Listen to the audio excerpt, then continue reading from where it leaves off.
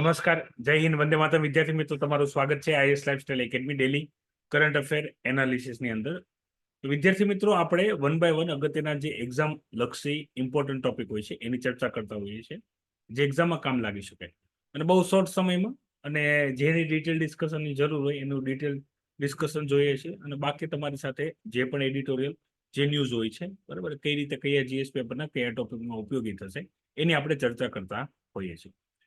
તો આજે આપણે ડિસ્કસ કરવા જઈ રહ્યા છીએ પહેલો એડિટોરિયલ, જે બેઝ છે ઇઝરાયલ ઉપર, બરાબર. હમીદ અંસારીજી, જે આપણા એક્સ વાઇસ પ્રેસિડેન્ટ રહી ચૂક્યા છે. ટેન્યોર 2007 થી 2017 સુધીનો એનો ટેન્યોર છે. અને ઇઝરાયલ વાળો જે આખો ઇસ્યુ છે, બરાબર, એના માટે એને એક રણનીતિ સૂચવી છે. હાલાકી ઇમ્પોર્ટન્સ એટલી બધી નથી. ઇમ્પોર્ટન્સ એટલા માટે નથી હોતી કારણ કે જ્યારે ઇન્ડિયા પોઈન્ટ ઓફ વ્યૂ હોય તો કોઈ ઇન્ફોર્મેશન રિલિવન્ટ હોઈ શકે છે. પણ આઉટ ઓફ ઇન્ડિયા કોઈ કન્ટ્રી, મતલબ આપણે કહીએ એ અનુસાર એ કન્ટ્રી વર્તે એવું જરૂરી નથી, બરાબર. આપણે ઈચ્છીએ એમ પાકિસ્તાન કરે, આપણે ઈચ્છીએ એમ ઇઝરાયલ કરે, એ પોસિબલ નથી. ટુ સ્ટેટ સોલ્યુશનની એ ડિસ્કશન કરેલી છે, બરાબર. ટુ સ્ટેટ સોલ્યુશન શું હોય, સિમ્પલી કહી દો કે ભાઈ હોય એક જ કન્ટ્રી, પણ એની અંદર બે અલગ અલગ એઝ અ નેશન કામ ચાલતું હોય. જેમ કે ચાઇનાની અંદર જુઓ તો ચાઇનામાં પણ ટુ સ્ટેટ પોલિસી છે, બરાબર. એ રીતે તો સેમ સિચ્યુએશન ઇઝરાયલ માટે સૂચવ્યું છે કે કઈ રીતે બે દેશ, બરાબર, બેલેન્સ કરીને એક સાથે રહી શકે. અહીંયા વાત એ રીતની છે, ગાઝામાં જે પેલેસ્ટિયન રહી છે, બરાબર, એ પેલેસ્ટિયન અને અધર ગ્રુપ્સ ઓલ એન્ડ ઇઝરાયલ, બરાબર, બે અલગ અલગ ફોર્સિસ તરીકે એક સાથે રહે. પોલિટિકલ ન્યૂઝની એ ડિસ્કશન કરેલી છે. ઇલેક્શન, ફર્સ્ટ ફેઝ ઇલેક્શન, બરાબર, સાઉથની અંદર શું અચીવમેન્ટ છે તેને લઈને ડિસ્કશન છે. અને ઇલેક્શનને લઈને, ઇલેક્શનના ખર્ચને લઈને અને સ્પેન્ડિંગને લઈને અહીંયા ડિસ્કશન આપેલી છે. ફાયદા નુકસાનની વાત કરેલી છે. આ બધું થિયરીમાં આપણે કવર કરવાના છીએ ઓલરેડી. ઓકે. અને જૂના પણ તમે આપણા ઇલેક્શન વાળા પોઈન્ટ જોયા હશે તો એમાં તમને ખ્યાલ આવશે. હાલમાં ખાલી અહીંયા એટલું યાદ રાખજો, આ બધું બેલેન્સ કરવા માટે એક કવાયત ચાલે છે, જેમાં one nation one election, one nation one election, એનો પણ યુટ્યુબ ઉપર આપણો એક લેક્ચર અવેલેબલ જ છે, વન નેશન વન ઇલેક્શન વાળો. એ પણ માહિતી તમે જોઈ શકો છો કે ભાઈ જો રાજ્યના અને લોકસભાના ઇલેક્શન એક સાથે થાય તો બહુ બધા પૈસાની બચત થશે, જે પૈસા ગરીબોના કલ્યાણ કરવા માટે, સોશિયલ વેલફેર સ્કીમો માટે, ડેવલપમેન્ટ કરવા માટે, કેપિટલ એક્સપેન્ડિચર માટે બહુ પૈસા વધશે, જેનું આપણે યુટિલાઇઝ કરીએ છીએ. એના માટે ઘણા બધા ચેન્જીસ એ કરવાના છે. તો એના માટે એક પેનલે સજેશન સૂચવ્યા છે, બરાબર, જેની અંદર દરેક લેવલે સુધારા કરવા પડશે. કોન્સ્ટિટ્યુશનલ, બરાબર, લો, રૂલ્સ રેગ્યુલેશન તમામ. તો સુધારા કર્યા બાદ one nation one election possible બનશે. હવે અહીંયા એક ડિસ્કશન આપેલી છે. Discussion United Nation General Security કાઉન્સિલને લઈને છે. તો ઇન્ડિયા, ઇઝરાયલ, જાપાન, બરાબર, તો ઘણા દેશો જે ઈચ્છે છે કે જેને યુએનએસસી ની અંદર પરમનન્ટ સીટ મળે. હવે યુએન જનરલ એસેમ્બલીની અંદર તમારે અહીંયા યાદ રાખવાનું છે 5 પરમનન્ટ મેમ્બર છે, જેને P5 કહેવાય છે. મતલબ એનો કાર્યકાળ ચાલુ રહે છે હંમેશા, એની પાસે વીટો પાવર એવી હોય છે. આની સિવાયના જે દેશો હોય, બરાબર, આની સિવાયના દેશો, એનો ટેન્યુઅર 2 વર્ષનો હોય. એમાં પણ ઇલેક્શન ને એવું બધું થતું હોય, કોઈ વખત વારો આવે કે ના પણ આવે. તો જે મહત્વના દેશો છે એ યુએનએસસી ની અંદર શું કરવા ઈચ્છે છે, યુએનએસસી ની અંદર પરમનન્ટ સીટ હાંસલ કરવા માટે મહેનત કરે છે. એના ફાયદા નુકસાન નહીં છે, બરાબર. આ ટોપિક કવર થાય જીએસ પેપર 2 માં, ઇન્ટરનેશનલ રિલેશનશિપ. ઘણી વખત જીપીએસસી ઇન્ટરવ્યુમાં પૂછે છે કે ભારત યુએનએસસી નો મેમ્બર બની જશે તો શું થશે, બરાબર, બનવાના શું ફાયદા છે, બરાબર, કેમ બનાવતા નથી, બનાવવામાં ચેલેન્જીસ શું છે, આર્ગ્યુમેન્ટ શું છે, બરાબર. હમણાં લાસ્ટલી યુકેનું પ્રપોઝલ હતું, બરાબર. અમેરિકામાં ટ્રમ્પ સાહેબ હતા ત્યારે એને ટ્રાય કરી હતી કે ભાઈ ઇન્ડિયાને યુએનએસસીનું પરમનન્ટ મેમ્બર બનાવી દે.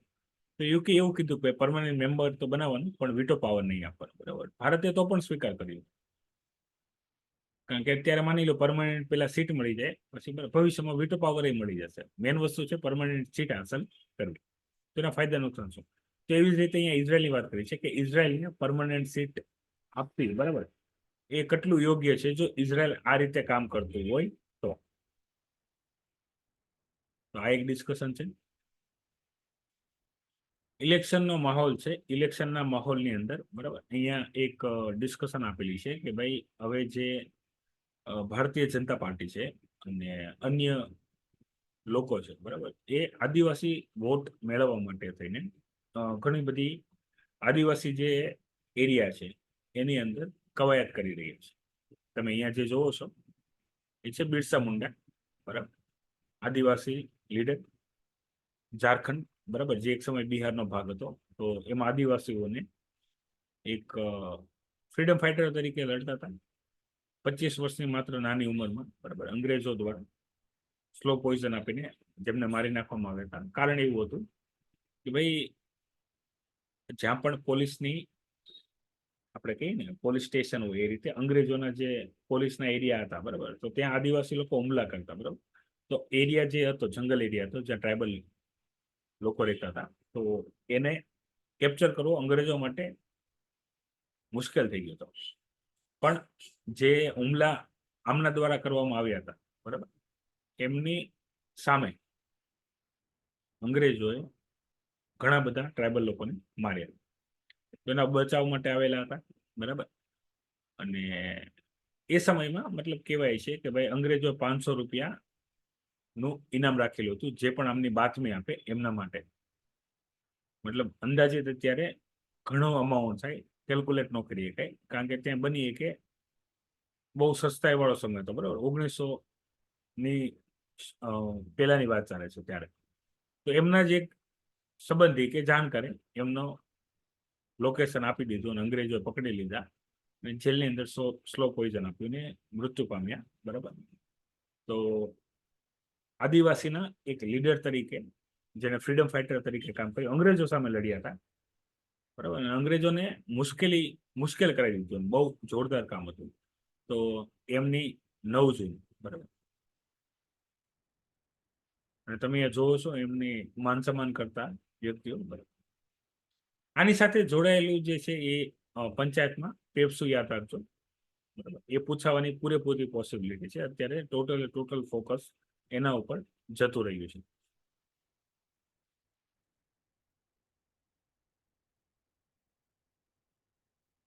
હવે અહીંયા ડિસ્કશન આપેલી છે, બરાબર, કાર્બન ક્રેડિટ, બરાબર, કાર્બન ગ્રીન ક્રેડિટ. તો વિદ્યાર્થી મિત્રો આની પહેલા ના જ્યારે ન્યૂઝ બેઝ ઇન્ફોર્મેશન આવેલી હતી. જૂનું કરંટ અફેર તમે જોયું હોય તો, ના જોયું હોય તો તમારી જૂનું જોવાનું રહેશે. એની અંદર મેં તમને ટોટલ ડિસ્કશન કરી હતી ગ્રીન કાર્બન ક્રેડિટ છે શું, કઈ રીતે એમાં પાર્ટિસિપેટ કરવાનું હોય, બરાબર. પછી એક ગ્રીન કાર્બન ક્રેડિટ મળે, બરાબર, ગ્રીન ક્રેડિટ મળે તો એને કઈ રીતે તમે બેલેન્સ કરી શકો, બેનિફિટ શું લઈ શકો, કઈ રીતે કામ કરવાનું, તમામ ઇન્ફોર્મેશન એની અંદર આપણે ડિસ્કશન કરીએ છીએ. મોસ્ટ ઓફલી ખાલી એટલું યાદ રાખજો કે ભાઈ એવી કોઈ પણ ઇન્ડસ્ટ્રીયલ, અર્બન કે ઇન્ફ્રાસ્ટ્રક્ચર પ્રોજેક્ટ હોય જેમાં કોઈ કારણોસર આપણે જંગલોના વૃક્ષો કાપવા પડે હોય, બરાબર, તો એવી તમામ સંસ્થાઓએ અહીંયા જેટલા વૃક્ષો કાપ્યા હોય એને સમાંતર અન્ય જગ્યાએ વૃક્ષો ઉગાડવા પડશે. તો માનો એ વૃક્ષો ઉગાડવા ના હોય તો એના માટે જોશે ગ્રીન ક્રેડિટ, બરાબર. એના માટે એક આખું પોર્ટલની વ્યવસ્થા કરી હતી. હવે આનો બંનેનો ડાયરેક્ટલી સંબંધ છે એ છે કાર્બન ડાયોક્સાઇડ સાથે, બરાબર. કાર્બન ડાયોક્સાઇડ માટે અને એન્વાયરમેન્ટ પ્રોટેક્શન માટે. આ કામ ક્યાં લાગશે? આ કામ લાગશે GS પેપર 1, બરાબર, જીઓગ્રાફી, GS પેપર 2, આના માટે જે પોલિસી બનેલી છે, અને GS paper 3 environment and ecology. Current અફેરના કોમ્બિનેશનમાં બેઠો ક્વેશ્ચન પૂછાઈ શકે છે. ફિલિમ્સ માટે પણ ઇમ્પોર્ટન્સ છે, બરાબર. તો અહીંયા તમે જેટલી પણ ઇન્ફોર્મેશન આપેલી છે ઇન્ફોર્મેશન જોઈ શકો છો. લાસ્ટ લેક્ચર, બરાબર, એમાં ટોટલ ડિસ્કશન આપેલી છે એ તમારા માટે વધારે ઉપયોગી થશે, બરાબર. એમાં દરેક પહેલુંની વાત કરી છે, શા માટે એનો વિરોધ થાય છે, બરાબર, અને અન્ય ઘણી બધી ઇન્ફોર્મેશન. બ્રહ્મોસ મિસાઇલ, બરાબર, બ્રહ્મોસ મિસાઇલ સુપરસોનિક મિસાઇલ છે જે ફિલિપિન્સને પહોંચાડવામાં આવી રહી છે, બરાબર. હવે આ બ્રહ્મોસ મિસાઇલ જે છે એ ક્રુઝ મિસાઇલ છે, યાદ રાખજો. Surface two surface cruise missile છે. બે પ્રકારની મિસાઇલ હોય, બેલેસ્ટિક અને ક્રુઝ. મેં તમને વાત કરી તો ક્રુઝ મિસાઇલ હોય એ સપાટીને સમાંતર ઉડતી હોય, બરાબર, એને રડારમાં ડિટેક્ટ નથી કરી શકાતી, બરાબર, રડારમાં ડિટેક્ટ કરી શકાતી નથી, અને એ ટાર્ગેટને હિટ કરી શકે છે. એને આપણે કોઈ પણ જગ્યાએથી લોન્ચ કરી શકીએ છીએ. આને આપણે કોઈ પણ જગ્યાએથી લોન્ચ કરી શકીએ છીએ, જમીન ઉપરથી, દરિયામાંથી, બરાબર, કિનારેથી, કિનારા આજુબાજુ એરિયામાં, પછી હવામાં, ગમે ત્યાંથી આપણે એને લોન્ચ કરી શકીએ છીએ. બ્રહ્મોસ મિસાઇલ જે છે એનું અત્યારે, બરાબર, એન્ટીશિપ વેરિયન્ટ બનશે ઇન ફ્યુચર, બરાબર. અત્યારે સરફેસ ટુ સરફેસ વાળું છે. આ બે કંપની, ભારતની DRDO અને રશિયાની NPO, આ બે ભેગા થઈને બનાવી છે બ્રહ્મોસ મિસાઇલ, જે ન્યુક્લિયર વેપન કેરી કરી શકે છે. અને બ્રહ્મપુત્ર અને મોસ્કવા રિવરનું કોમ્બિનેશન કરીને બ્રહ્મોસ બનાવે છે. બ્રહ્મોસ, બરાબર, નામ તમે જોશો બ્રહ્મોસ, તો બ્રહ્મપુત્રનું બ્રહ્મ અને મોસ્કવાનું મોસ, બરાબર, બ્રહ્મોસ, એ રીતે આપણે બ્રહ્મોસ મિસાઇલ બનાવીએ છીએ. તમે આને બ્રહ્માસ્ત્ર સાથે કનેક્ટ કરી શકો છો, બરાબર, બ્રહ્માસ્ત્ર સાથે કનેક્ટ કરી શકો છો. આપણે ફિલિપિન્સને આપે છે. ફિલિપિન્સની જરૂર છે શું? તો ફિલિપિન્સને મેઇન જે મેરીટાઈમ સિક્યુરિટીની ઇસ્યુ છે એ છે ચાઇના સાથે. સાઉથ ચાઇના સીમાં ચાઇના પોતાનો દબદબો વધારતો જાય છે, અને એ દબદબાની સામે ભારત ફિલિપિન્સની સાથે રહીને એને તમામ જેટલી પણ આર્ટિલરી, બરાબર, લડવા માટે મિસાઇલો કે ગોળાબારૂદ કે હથિયારોની જરૂર પડશે એ સપ્લાય કરશે. આનાથી ભારતને ફાયદો શું છે? તો ભારતનું જે ડિફેન્સમાં, બરાબર, ડિફેન્સમાં એક અચીવમેન્ટ છે. અત્યાર સુધી ભારત ઇમ્પોર્ટર હતો ડિફેન્સમાં, હવે ભારત મેન્યુફેક્ચરિંગ કરશે અને એક્સપોર્ટર બનશે, બરાબર. Not only Philippines but also in South Asian countries, બરાબર, જેને પણ જરૂર હોય ભારતીય હથિયારોની. આપણી પાસે ઘણી બધી છે. અગ્નિ છે, પૃથ્વી છે, બ્રહ્મોસ છે, બરાબર, આકાશ છે, ત્રિશુલ છે, નાગ છે, ઢગલો છે આપણી પાસે.